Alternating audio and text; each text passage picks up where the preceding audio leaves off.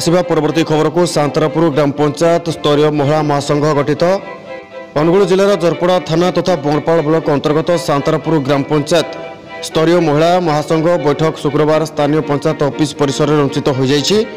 सरपंच रेणुका प्रधान अध्यक्षतार आयोजित यह बैठक में संचायिका गोष्ठी सदस्य मान उपस्थित थिले। यह अवसर में महिला महासंघ गठन कराଯିबा ब्लॉक प्रशासन तथा मिशन शक्ति विभाग एवं ओडिशा जीविका मिशन पक्षर स्वतंत्र भाव सरकारी गाइडलाइन संपर्क में आलोचना करा जायतिला।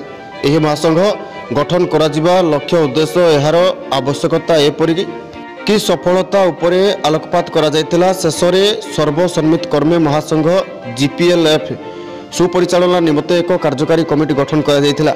एथिरे सभानेत्री भाव संध्याराणी गणनायक संपादिका पदवी रे प्रमीला प्रधान उप सभानेत्री भावे बिजुली साहू जुग्म संपादिका भावे निरुपमा साहू कोषाध्यक्ष भावे लक्ष्मी साहू प्रमुख मनोनीत होइछन्ति।